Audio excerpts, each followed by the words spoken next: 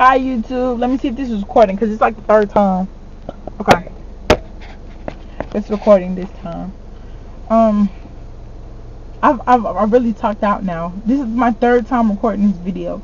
I was driving and I just came from a church service that my friend invited me to, and I just felt so good in my spirit. I felt so relieved that now I know the meaning of when, like, the old mothers of the church or the Bible, I think, might say it, is that sin is heavy and sin will weigh you down, and when you're in sin, you don't feel right. If you've ever been in a relationship with God, then when you do wrong, you don't feel right. And tonight, I felt a release that was desperately needed, and it's one of them things where I don't know. I was just so encouraged because it's not. I don't like here. I don't know about anywhere else, but here in Jacksonville, Florida, you'll find all kind of doctrines, teachings, and just all kind of stuff.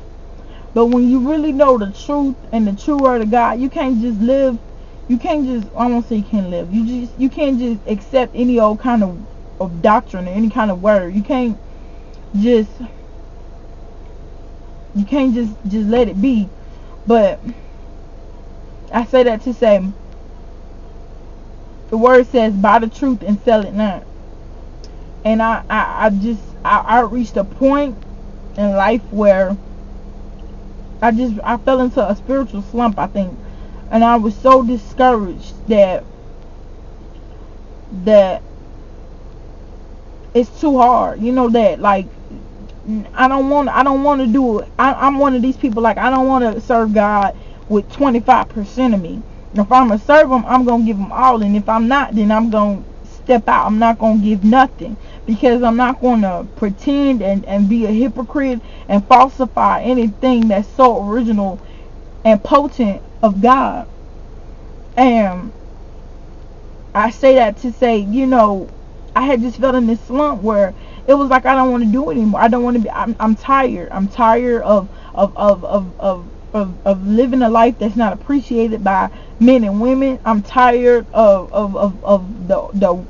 the way of holiness, because the way of holiness is not the mainstream. So you going against the grain. You're going against the grain, against the mainstream of what people think you should be doing. You're going against how people think you should act, how people think you should talk, walk, all of this stuff, and you have all of this criticism coming from left to right. And it was just, I was tired. I got so tired. I said I don't want to do it no more. I was just like, I was falling. I was slowly sinking into sand, just going out. And, like, I grew up, like, my parent, my mom, my uncle, my grandmother, all of them are all, you know, ministers in the gospel, have grew up in Pentecostal, and don't get me wrong, that's not the reason why I'm in church. I'm 21 years old, you know. At the age of 15, no, younger than that, at the age of 10, when my mother moved away from my grandmother, I had the opportunity to never step foot in the church again. But that's not what I desired. My desire and my destiny was greater than that. And so I say that to say, you know, like, when I say, you know, my parents and people were ministers, that's not why I'm here. That's not why I represent God. I represent God because he's been good to me, and I know that his word is true. And but going back, I mean, I fell so deep into, I don't even know what it's called. I don't know how to explain it, but I got so tired. I tired of everything. But God is so merciful, and he's so kind, and he just does things so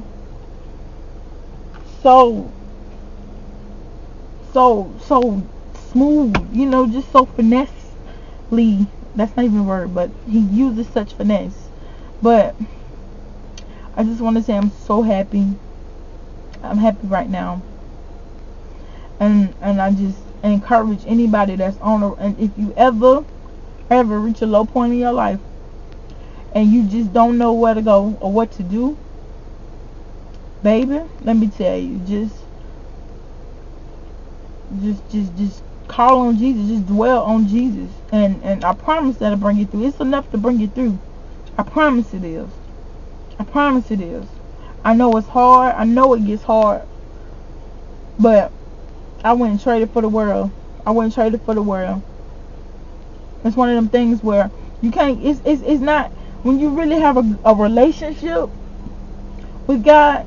It's not one of the things you can turn on and off. And I'm saying that to say, like, when I was a kid, I used to hear all of these things in my head.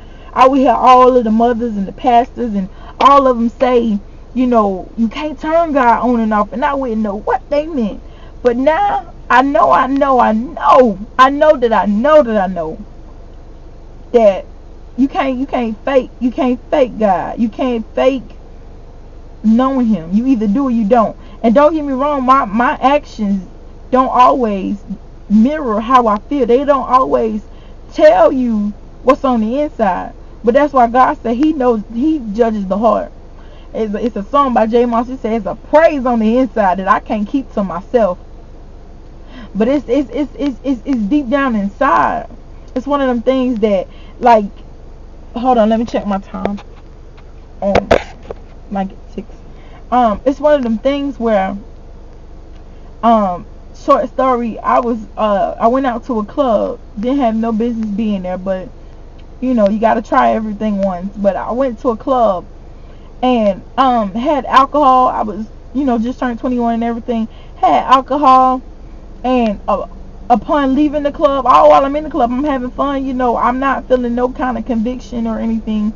And I'll be honest, the whole night I was cool. You know, I didn't feel any conviction. But my friends later told me, they was like, you are not allowed to go out with us anymore. And I'm like, why? I'm like, you know, I didn't do anything corny. You know, y'all gave me the list of rules. I studied them before I went to the club, because they was like, you know, you can't come with a prayer cap on and, you know, all of that good stuff. But I'm like, why? You know, what did I do? And they were saying, like, as I was leaving the club, I was like, well, bless the Lord. That was the blessed time. We had a good time in Jesus. And they like, everybody looking at me like, you know, you can't say that after leaving the club.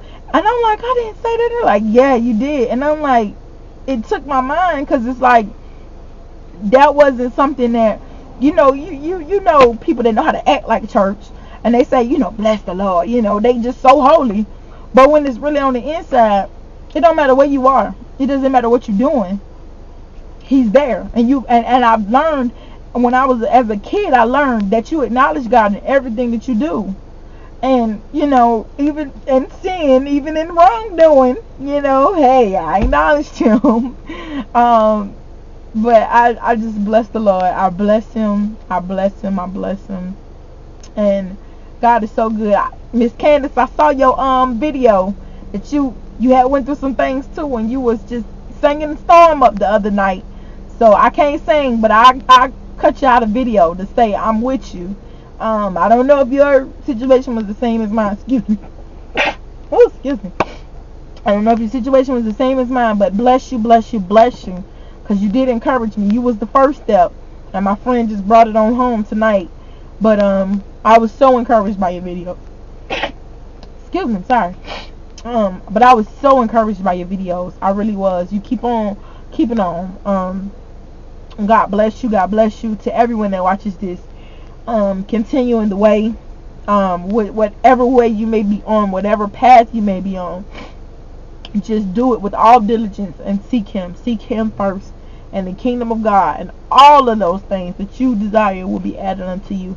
Be blessed. This is Charity, and I'm out.